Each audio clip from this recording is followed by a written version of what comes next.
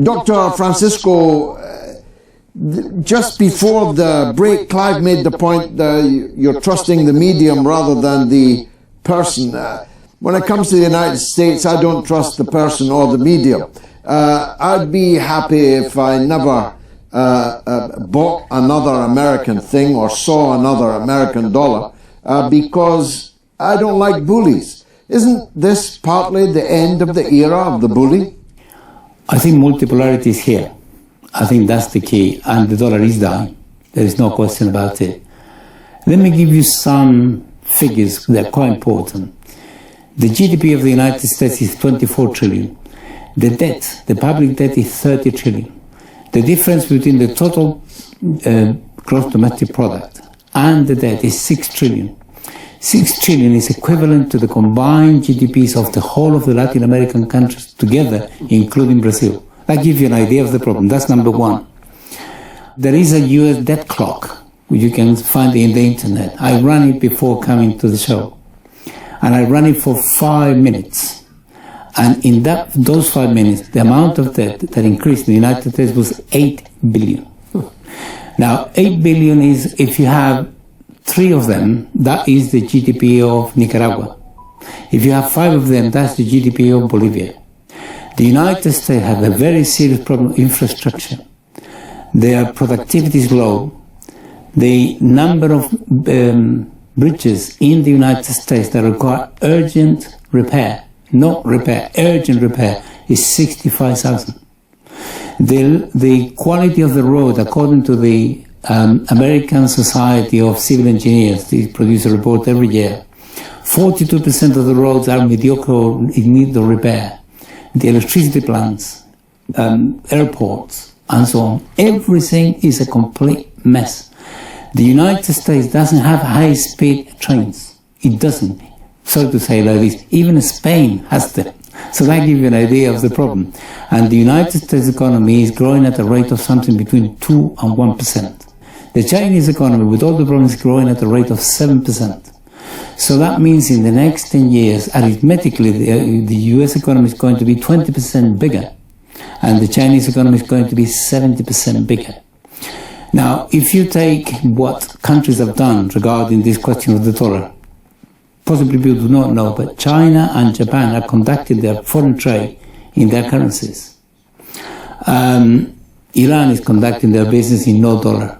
Russia and China, Iraq, and many other countries. But the recent decision by the Saudi Arabia to actually conduct the selling of their oil to China in yuan. Now, China buys 25% of the total output of Saudi Arabia. This is 30 billion. The United States purchases only 7%. So if you keep going down, you can see that there is already a multipolarity of initiatives. What we don't have is the international architecture, financially speaking, so that there is a system which is coherent, is international, it works, it has legal security that gives you legal confidence that if you enter into a transaction in that system, you know, whatever it is going to be respected. That has to happen, but it's beginning to take place already. So the United States is in a real trouble, and it doesn't have any possibility. I just looked at the budget that Joe Biden presented to Congress for 2023. It's a very long document. It has three key components. Number one, domestic security. It's going to give to the police, domestically, huge amount of resources. The organization Black Lives Matter said, this is not what we want. You know what happens when they have resources. And basically, Biden is trying to get votes from the right by doing this. That's number one. Number two is international security. He increased the budget, the military budget, to 773 billion, which is 30 billion more than in the previous administration. And surprisingly, he is going to apply a tax of 20% on the fortunes of 100 million upwards, which is going to produce 360 billion. And it's going to reduce the budget deficit and the deficit of the United States by 1 trillion in 10 years. So it's totally useless. And in order for this budget to be passed, he needs to win it in the House, in Congress. He's got a majority. Control over which he may well lose in November. certainly, but at the moment, if we were to propose it, he would pass it in the House, but he will not be able to pass it through Congress because there is 50-50. And Democrat right-wing, Joe Manchin, already said he's not going to support it. So it's already, not only is useless as a proposal to recover the economy, but it's already dead before it begins. So that gives you an idea of the problems that they have. So the issue, strategically, from their point of view, is this. Do they continue waging war against everybody else?